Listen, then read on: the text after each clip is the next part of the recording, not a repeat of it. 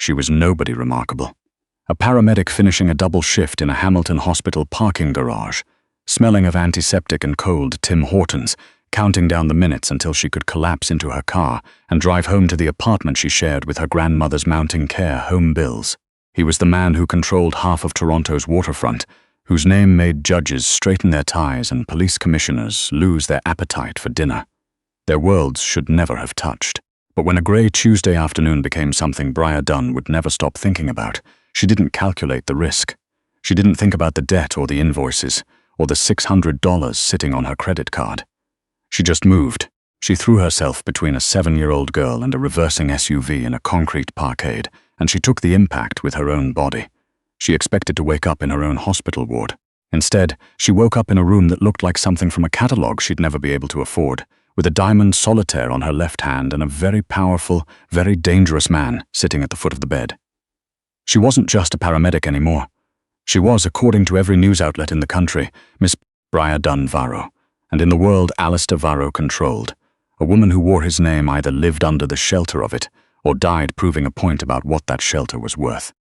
The parking garage on King Street West smelled the way all parking garages smelled in November: exhaust, damp concrete, and the particular cold of rain that had never quite decided whether it wanted to be snow. Mafia had been on her feet for 14 hours. Her shoulders ached. Her coffee had gone cold in the cup holder 40 minutes into the shift before that. She was walking to her car with her head down and her keys in her fist, running the calculation she ran every Thursday evening.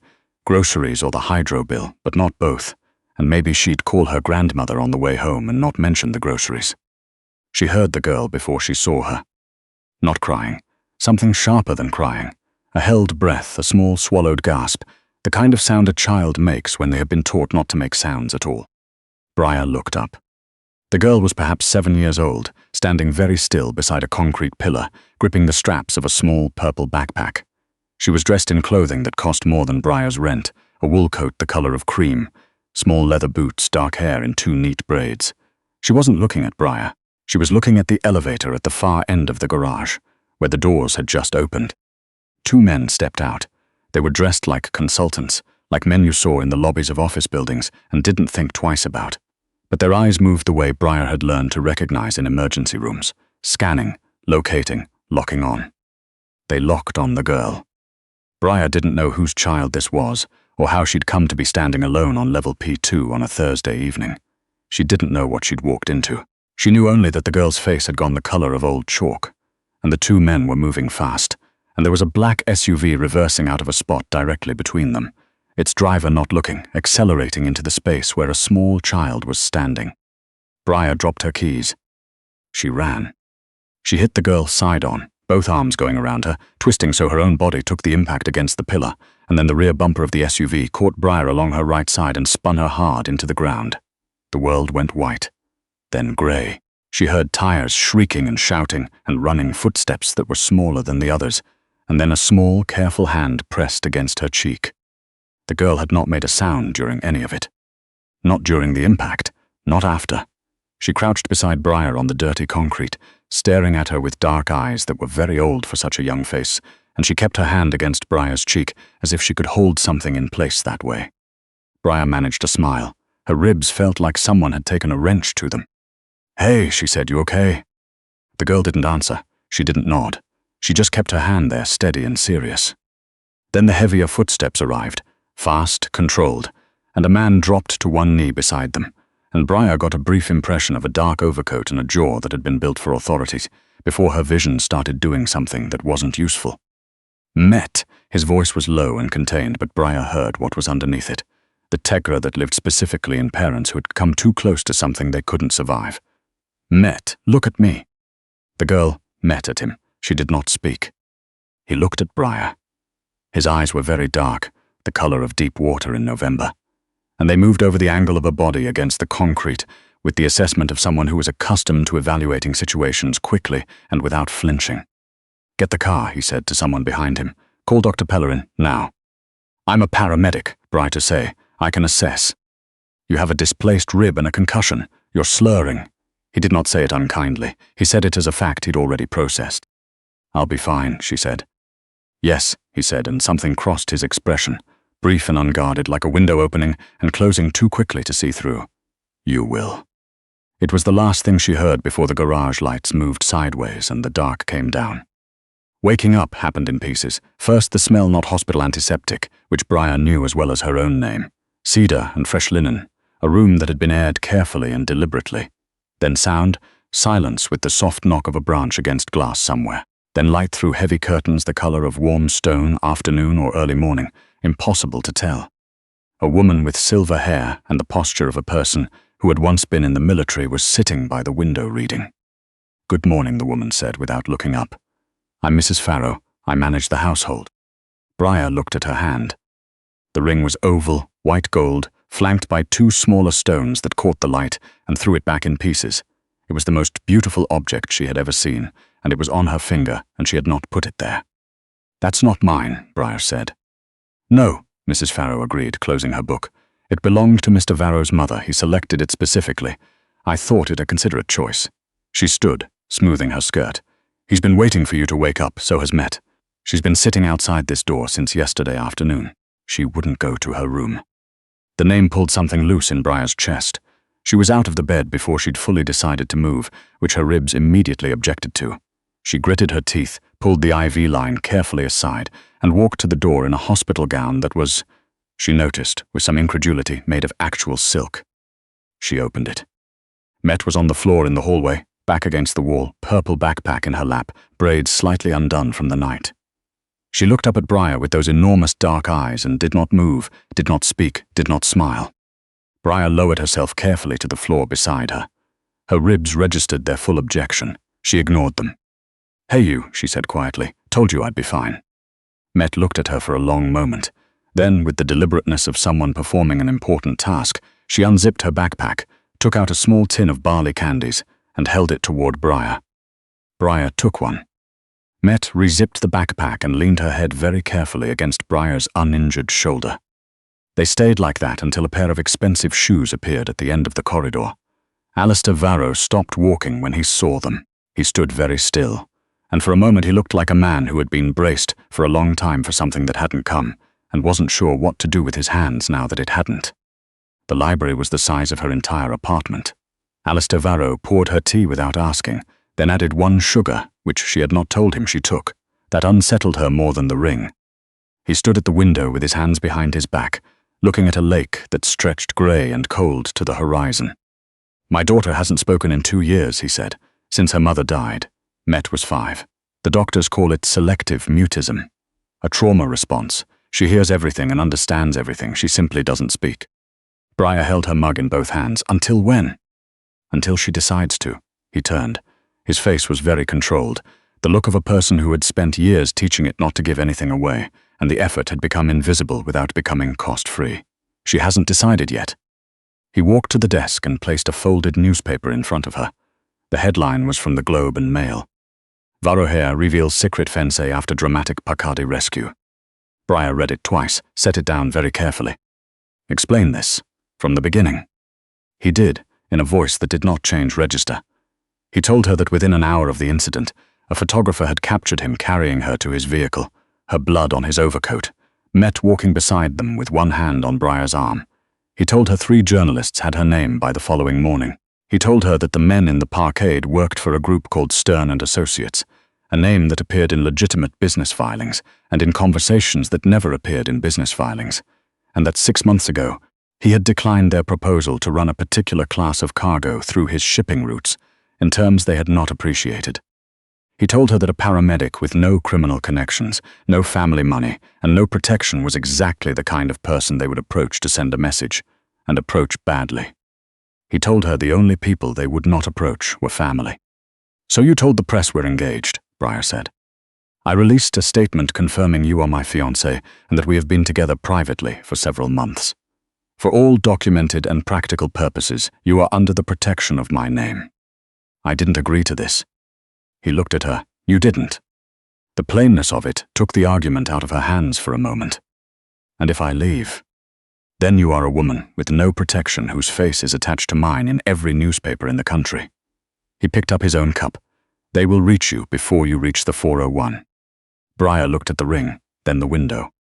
My grandmother, she said. She's in a care home in Ancaster. I'm her emergency contact. If I disappear, her fees have been paid through next year. She has been told you are on an extended work placement. She sends her regards and says you should eat properly. Briar stared at him. You called my grandmother. Mrs. Farrow called her. Yesterday morning. Before I woke up. We anticipated your concerns. He set down his cup. Briar, I am not asking you to love this situation. I am asking you to survive it. Stay, play the role. He stopped, the way he kept stopping when he reached his daughter's name, as if the word had weight. Met hasn't responded to anyone the way she responded to you last night. Not in 2 years. That is not a small thing. Briar thought about a tin of barley candies, about a small hand against her cheek on cold concrete. Fine, she said, but we're establishing ground rules. He blinked. She thought, with some satisfaction, that it was the first genuinely unprepared thing she'd seen him do. Agreed, he said. 3 weeks passed. She learned the shape of the house, a stone manor on the Lake Ontario shoreline, 40 minutes east of the city, the way you learned any unfamiliar place, wrong turns and right ones, rooms that felt closed even with the doors open, and one solarium off the east wing, where the morning light came in clean, and Met liked to sit with her coloring pencils spread across the table in a system only she understood. Briar spent most of her days in the solarium. She did not push. She had worked pediatric emergency long enough to know that you did not push a child who had learned that the world was unreliable. You sat. You offered barley candies and chapter books and games of cards with no stakes. You let them decide when they were ready. Alistair was a presence in the house the way weather was, significant, setting the temperature of any room he entered, but not always visible. He appeared for dinner. He appeared in the solarium on Sunday mornings with coffee, and Briar noticed that he watched Met with a grief so careful and so long managed that it had become structural, like something he'd built his whole architecture around. She stopped calling him Mr. Varro after the second week. She wasn't sure precisely when he stopped looking at her like a managed risk and started looking at her like something he didn't have a file for. The first real test came at the dinner he hosted for his senior people. 8 men and 2 women around a table that seated 20, all of them dressed well and watching Briar with the attention of people who spent their professional lives reading threats. She sat at Alistair's right hand. He had briefed her beforehand, his voice low and precise. Stay close, don't show uncertainty. If anyone pushes you, press my arm. She'd told him she'd managed difficult personalities in triage at 2 in the morning, and she'd be fine. And the corner of his mouth had moved in a way she was beginning to catalogue as his closest approximation of a smile. The test came from a man named Connell Felon, perhaps 40, silver-streaked hair, the settled confidence of a man who had never been seriously told no in a room that counted. He waited until the main course. Miss Dunn, he said pleasantly. A paramedic, that's quite a match for this household. The learning curve must have been something. The table went quiet in the practiced way of people who recognized a blade being drawn. Briar looked at him. She had assessed 100 Connell Felons in emergency waiting rooms. She knew exactly what that pleasantness was built over. The curve's been manageable, she said. I'm good at reading rooms and staying calm when things escalate. Those skills transfer. Connell smiled. It stopped at his eyes. Of course, though I imagine there are aspects of this particular world that fall somewhat outside paramedic training. You'd be surprised what falls inside it, Briar said. Mostly I've found that people are consistent across contexts. Someone's in distress, you figure out the source, you stabilize. The details change. The fundamentals don't. At the far end of the table, a woman named Dr. Adaze Gay, Alistair's legal counsel, who Briar had decided within 20 minutes of meeting her was the most straightforwardly competent person in the building, made a quiet sound that was almost a laugh. Connell's smile held in place. Alistair's hand found the back of Briar's chair. He didn't touch her, but the weight of the gesture was legible to everyone at the table. Connell, he said pleasantly and very quietly, which Briar had learned meant the opposite of pleasant. I think Miss Dunn's orientation is well in hand. Connell looked at his plate. Of course. Later in the corridor, Alistair said without preamble, well done. I've had worse at 2 a.m. with a psych patient and an attending who was no help, Briar said. He was quiet for a moment. Connell has been with me since before Met was born. He managed everything after her mother died. I trust him completely. Briar thought about the way Connell Phelan's eyes had moved at dinner, not watching her, watching Alistair, measuring something. She said nothing. She remembered. The gala was held at the museum, 400 guests, the kind of charity event where the charity was an afterthought and the real purpose was who stood next to whom and for how long. Alistair had chosen her dress, deep burgundy, structured back, simple enough to be serious. She'd said she could dress herself, and he'd said she could, but the statement mattered tonight, and she'd let it go because he wasn't wrong. He looked at her when she came downstairs in a way that lasted 2 full seconds longer than was strictly necessary, then cleared his throat and said she looked appropriate. "High praise," she said. His jaw moved. She'd catalogued that too. The ballroom was exactly what she expected. Beautiful and glacial, full of people performing versions of themselves. Alistair moved through it like gravity rather than force. His hand found the small of her back at the right moments, steering without pressure. She moved with him and watched the room the way she watched waiting rooms, which was habit more than intention. That was how she saw it. A server, cutting through the crowd at an angle that had nothing to do with service. His posture was wrong. His eye contact pattern was wrong.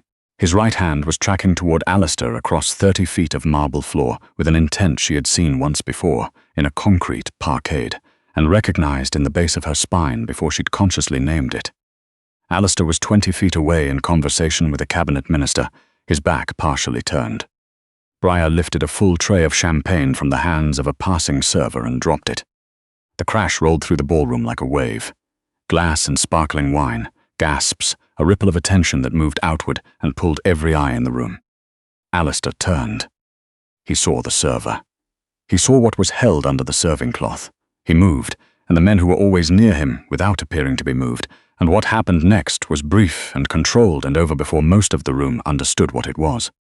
In the chaos, a hand closed around Briar's arm from behind, hard pulling her backward. She went with it for 2 steps, long enough to turn, and then drove her elbow into the man's solar plexus with the full weight of the last 14 months of emergency shifts behind it. He folded. She was already moving. "That was you," Alistair said when she reached him. Not a question. The tray, yes. He looked at her for a moment, in the middle of the noise and the shouting, and someone calling for security, with an expression she didn't have a category for. "We need to go," he said. "Right now." They went through the kitchen, out a service entrance, into a car that was not the one they'd arrived in, because the car they'd arrived in was already compromised, because Connell Phelan had made 4 phone calls in the preceding 90 minutes that Dr. Adeze had been quietly documenting for 11 days. Connell had not been cautious about new people. He had been managing what he knew. The safe house was a flat above a bakery in Kensington Market that smelled of cardamom and old radiators. Alistair stood at the window. Briar sat on the edge of a narrow bed with tea that Mrs. Farrow had somehow arranged to be waiting for them, which was either extraordinary foresight or an organizational discipline that deserved its own category of respect. "Connell controls the rotation for the house staff," Alistair said. His voice was level, his back was to her. "He has access to Met's entire schedule." Briar set down the cup. "Now. The perimeter is locked. I have 4 people I trust." He turned. He looked the way people looked when the thing they'd been braced against turned out to be coming from inside. Not defeated, something quieter and more expensive than that, but Connell knows every exit and every override. "Then we don't use the exits." Briar stood up. "Is there anyone outside the structure? Someone Connell doesn't have access to?" A pause. "Dr. Adeze. She's been building the documentation file off-network independently. She has access to the East Wing maintenance entry. Connell doesn't manage that rotation." "Call her." "She doesn't do field work." "She doesn't have to." Briar crossed to the table and picked up the spare phone. "She just has to know which door to leave unlocked." Alistair watched her. The window opened again in his expression, longer this time, and she let herself look at it properly. "You think like this naturally," he said. "Crisis management, resource assessment." "I ran a cardiac arrest once with 3 nurses, a broken defibrillator, and an attending who was genuinely useless," Briar said. "You work with what's in the room." He took the phone from her hand. Their fingers met briefly in the transfer, and neither of them moved for a moment. "Briar," he said, and her name in his mouth sounded different from the way it had in the library that first afternoon. Less formal, more deliberate, like he'd thought about it carefully and arrived somewhere. "Met first," she said, "everything else after." He nodded and made the call. They came through the servants' entrance at the back of the property that Alistair had used as a child, following a route Dr. Adeze communicated in 4 words per message, clean and untraceable. The house was wrong inside, too quiet, the kind of quiet that wasn't peace but held breath. Connell was in the nursery. He had Met in one arm against the far wall where the bookshelves met the corner. Met was rigid, not struggling, her face set in the careful blankness of a child who had learned, young and permanently, not to show fear to people who fed on it. She was clutching the purple backpack against her chest with both hands. "Put her down, Connell," Alistair said. He stepped forward slowly, his voice a flat line. It didn't have to come to this. Connell's eyes were too bright, running too fast. A man who had made his decision, and was now downstream of it, had passed the point where any of the exits made sense to him. "You should have taken the partnership in the spring. They came to you in good faith." "They came to me to move product through school board freight contracts." Alistair moved another step. "Put my daughter down." Connell's gaze shifted to Briar, standing in the doorway. Briar was not looking at Connell. She was looking at Met. Met was looking at Briar. Briar thought about a tin of barley candies, about a small hand on cold concrete, about 11 days of sitting in the solarium drawing pictures and learning to be in the same room as safety without flinching away from it, about what it meant that this child had leaned against a stranger's shoulder all night and called it enough. She caught Met's eyes, mouthed 3 words, very slowly and clearly. "Drop, then run." Met blinked once. The built-in bookshelves ran floor to ceiling, and the lowest shelf extended 8 inches along the baseboard behind Connell's heels. Met went completely limp. All at once, the full dead weight of a 7-year-old, and Connell grabbed for her with both hands, his balance lurching back, his heel catching the edge of the shelf, his grip breaking. She hit the ground, running. She ran for the doorway, and Briar caught her and spun her out into the corridor, and behind them she heard Alistair's voice. 2 words, low and final, and then silence. She didn't look back. She knelt on the hallway floor and wrapped both arms around Met and pressed her cheek against the girl's braids, and Met was shaking but not crying. Her grip on the purple backpack absolute, and the house around them was loud for a moment, and then still. Footsteps. Alistair appeared in the doorway. He looked at them on the floor, the 2 of them tangled together under the hallway light, and something in his face came fully undone for the first time since the parkade, like a structure he'd been maintaining for a very long time, had finally been given permission to rest. He crossed to them and sank to his knees and pulled them both in close, one arm around Briar, his face buried in his daughter's hair, and the 3 of them stayed there while the house settled itself back into quiet around them. "I've got you," he said, then lower, "both of you." Against Briar's collarbone, very small, Met said 1 word. "Papa." 6 months later, the solarium held March light, thin and determined, the particular Canadian kind that won't be argued with.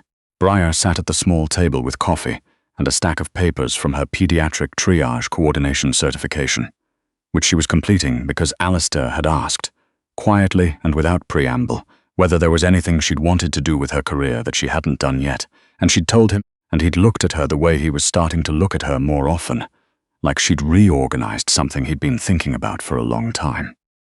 Met was at the other end of the table with her pencil crayons spread in the system only she understood. She talked now, quietly, carefully, with the deliberateness of someone who had rediscovered something they'd thought was gone and wanted to use it well. She talked to Briar most of the time. She talked to her father every morning without fail. She was, according to 3 therapists and Mrs. Farrow and the very particular quality of the silences in the house now, doing remarkably well. The ring Briar wore was different from the one she'd woken up with. That one was in a box in the dresser, kept. This one she'd chosen herself. Narrower, simpler, a channel of small stones that held light without throwing it around. Alistair appeared in the doorway with his second coffee and the expression of a man who had learned, slowly and against a long habit of wariness, to allow himself to want things without immediately building a case against them. "Stern and Associates filed for receivership this morning," he said. "It's done." Briar looked up from her papers. "You could have texted me that. I wanted to see your face." Under the table, his foot found hers when he sat down. Met, without looking up from her drawing, slid a piece of paper across the table between them. 3 figures in confident, deliberate lines, a tall figure in black, a shorter one with long red hair. Briar had let it grow since October, and between them, holding both their hands, a small figure with a purple backpack. Beneath it, in careful block letters, "My family." Briar looked at it for a long moment. "She's been working on that for 2 weeks, Alistair said very quietly. "She wouldn't show me until today." Briar reached across the table. He took her hand without hesitation, the way he'd learned to do things now, fully, without reserving anything.